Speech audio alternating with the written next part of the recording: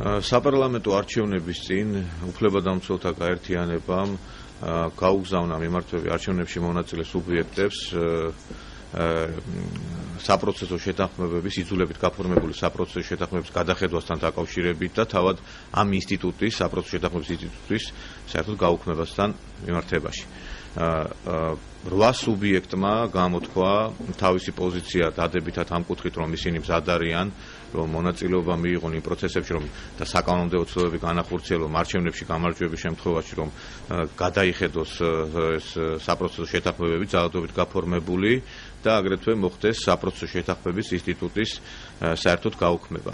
აღნიშნული კუთხით თავისი პოზიცია დააფიქსირა ქართულმა ოცნებამაც, მათ საერთოდ საპროცესო შეთანხმების ინსტიტუტის გაუქმებაზე განსხვავებული პოზიცია დააფიქსირეს, თქვეს, რომ რეალურად არის გარდაქმნა ამ ინსტიტუტის, ხოლო თვითონ საპროცესო შეთანხმებების გადახედვასთან დაკავშირებით მათ განაცხადეს, რომ ისინი იზიარებენ ამ პოზიციას და ფაქტიურად ზაობა გამოთქვეს იმისა, რომ როდესაც არჩევნებში გაიმარჯვებდნენ, ხელისუფლებაში მოსვლის შემდგომ განახორციელებდნენ აი ამ საპროცესო შეთანხმებების გადახედვას. მე ხელთ მაქვს აი ქართული ოცნების მიერ გამოგზავნილი წერილი უფლებადამცველთა გაერთიანების სახელზე, ხელსაწყეს ნოდარ ხადური და აქ არის აღნიშნული, რომ ისინი თვლიან, რომ ძალადობით გაფორმებული საპროცესო შეთანხმებები იქნას გადახედული. დღეს ძალიან კონკრეტული ნაბიჯები იდგმება ამნისტიასთან დაკავშირებით, საჯელთა შეკრებითობის გაუქმებასთან დაკავშირებით და აგრეთვე უკანონოდ გასამართლებულ პირებთან დაკავშირებით, მაგრამ რეალურად არაფერი არ ითქმა დღემდე და არც თქმულა ამ ძალადობით გაფორმებულ საპროცესო შეთანხმებებს. აქედან გამომდინარე ჩვენ მოუწოდებთ ქართულ ოცნებას, კოალიცია ქართულ ოცნებას, რომ მათ არ დაივიწყონ ის დაპირება, რომელიც მათ ჩვენთან გამოგზავნილ წერილში დააფიქსირეს რეალურად და ეს აღიარეს და აუცილებელია, რომ ეს შესრულდება. ვინაიდან თქვენ კარგად მოგეხსენებათ, რომ საპროცესო შეთანხმებების უმრავლესობა ფორმდებოდა იმ პერიოდში ძალადობით, ეს იყო ბიუჯეტის შევსების ერთ-ერთი წყარო. ჩვენ დღესაც ვიცავთ უამრავ ადამიანს, რომლებიც სწორედ აი ამ ძალადობით გაფორმებული საპროცესოების მსხვერპლი გახდნენ და თუ კი ეს არ განხორციელდება საკანონმდებლო დონეზე, მაშინ ეს იქნება ძალიან დიდი იმედგაცრუება მოქმედი ხელისუფლების მხრიდან, ვინაიდან მოქმედი დღევანდელი სისხლის სამართლის კოდექსის თანახმად 215 მუხლის მესამე ნაწილის თანახმად, როდესაც საპროცესო შეთანხმება იდება, 15 დღეში აქვს ადამიანს უფლება გაასაჩივროს, თუ კი ეს ძალადობით იქნა გაფორმებული. ეხლა 15 დღე კი არა, წლები გავიდა უკვე. აქედან გამომდინარე, რეალურად იმისათვის, რომ ეს გადაიხედოს, საჭიროა კანონმდებლობაში განხორციელდეს ცვლილებები. ამიტომ ჩვენი მოთხოვნა არის ქართული ოცნების მიმართ, რომ მათ ის აღებული ვალდებულება, რაც აიღეს, შეასრულონ. თუ კითხვები გაქვთ კიდევ რამ აღნიშნული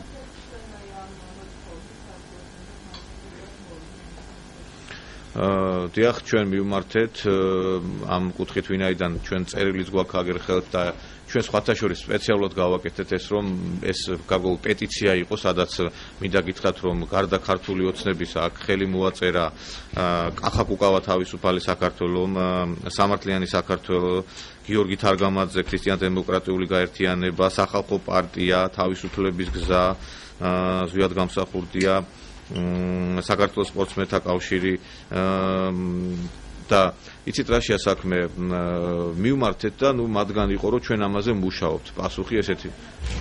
იცით რაშია საქმე? ეხლა ძალიან რთული იქნება ამ საკითხის გადაწყვეტა, იმიტომ რომ აქ არის უამრავი თანხები იქნება დასაბრუნებელი ბიუჯეტიდან, ვინაიდან ეხლა თქვენ წარმოედგინეთ, როდესაც ძალადობით გაფორმებული საპროცესო შეთანხმებები ხდებოდა, აქ ხდებოდა თანხების, ესე იგი, ბიუჯეტში ჩარიცხვაც და სხვათა შორის ჩვენ უახლოეს ხანში ვამზადებთ მასალებს, თუ როგორ ხდებოდა საპროცესო შეთანხმებების შედეგად თანხების არა ბიუჯეტში მიმართულებით წასვლა, არამედ ჩინოვნიკების ჯიბეებში, ვინაიდან ადამიანებს ეუნებოდნენ, ხსნიდნენ ანგარიშებს პროკურატურის თანამშრომლები და ეუნებოდნენ, რომ თქვენ უნდა გადარიცხოთ ამ ანგარიშებზე. შემდგომ ეს ანგარიშები იხურებოდა და კაც მარიცის ეს ფული სად მიდიოდა.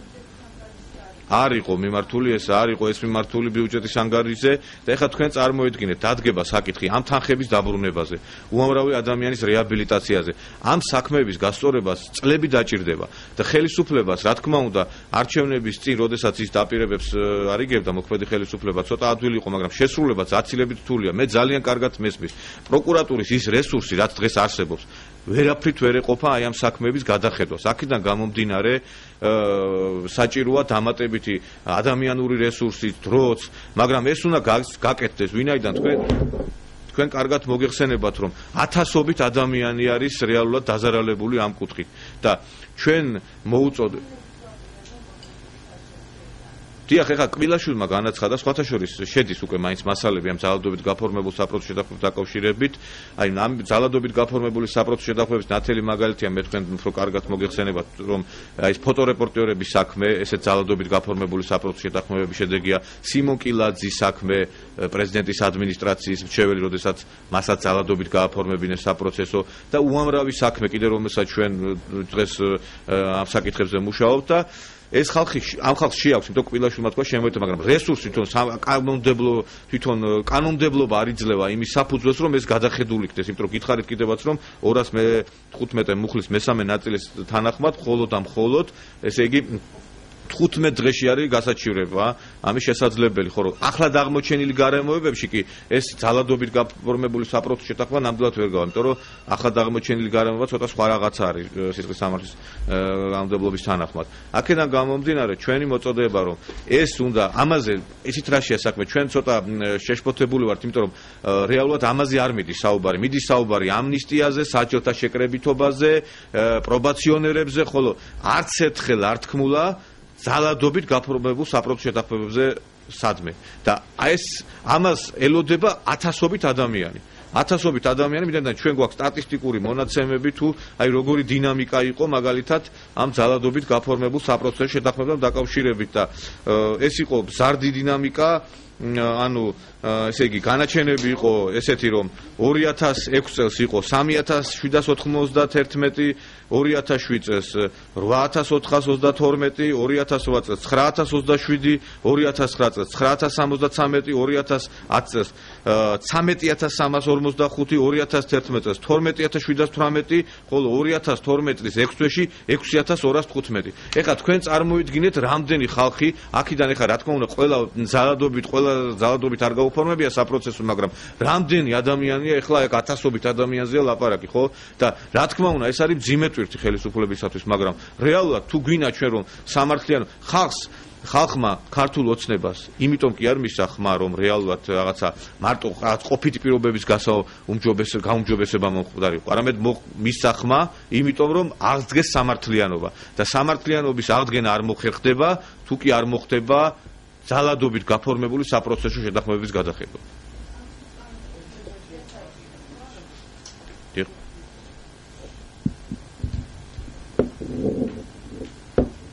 მოქმედი კანონმდებლობა ამას არ იძლევა ამის საშუალებას. ეხლა მე კარგად მესმის ბატონ არჩილ კბილაშვილის ძალიან მძიმე ვითარებაშია, იმიტომ რომ თქვენ რომ მიხვიდე დღესაც პროკურატურაში დილიდან საღამომდე რიგებია ცოცხ, აი ესეთი რიგებია, რომ არ ვიცი, უამრავი საქმე შედის. და ეხლა კიდე ამას რომ დაემატება ესეც რიგები გაცილებით მოიმატებს, მაგრამ ამას უნდა გამოიყოს ადამიანური რესურსი, ამას უნდა დაემატოს რაღაცა შეიქმნას, მე ვფიქრობ რომ უნდა შეიქმნას ცალკე დეპარტამენტი, რომელიც ამ საკითხებს შეისწავლის და საქართველოში ეხლა კვალიფიციური იურისტების ნაკლებობა ნამდვილად არ არის და რეალურად უნდა მოხდეს ამ ხალხის მიერ ამ საქმეების გადახედვა. თუ კითხვები გაქვთ, რა ვიცი.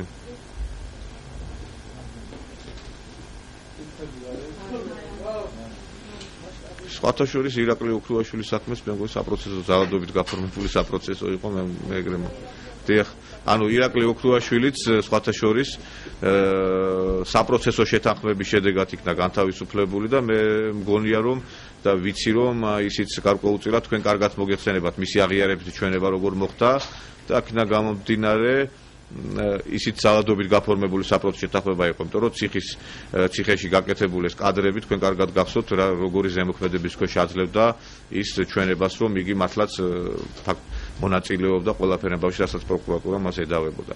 და ეს ჩვენ ახლა უამრავი ასეულობ ჩვენ რეგისტრაციას დავიწყეთ ამ მოქალაქეებს, ჩვენ უკვე საქმეები გვაქვს გამზადებული, მაგრამ ადამიანები გვეუბნებიან, აი ჩვენ რო შევიტანთ ამ პროკურატურაში, როდის დაიწყება ამ საქმეების განხილვა. რეალურად ვინაიდან დღეს არ არსებობს ამ საკანონმდებლო თვითონ ბაზა ამისათვის, ანუ არ მოხდა ცვლილებები, რეალურად დღეს ვერ დაიწყება ამის განხილვა. ჩვენ შეგვიძლია კი შეგვაქვს ეს შეტანით შეგვაქვს, იმიტომ რომ მოწოდება იყო პროკურატურის მხრიდან რომ შემოიტანეთ, მაგრამ ჯერ არ განხორციელდა ცვლილებები და ველოდებით ამ ცვლილებებზე საუბარი მაინც დაიწყოს, რომ აი როგორ მოხდება, როგორი ფორმით იქნება, ესეც არ დაწყებულა ჯერ ამას და ეს ჩვენთვის გარკვეულწილად რაღაც დამაფიქრებელი არის.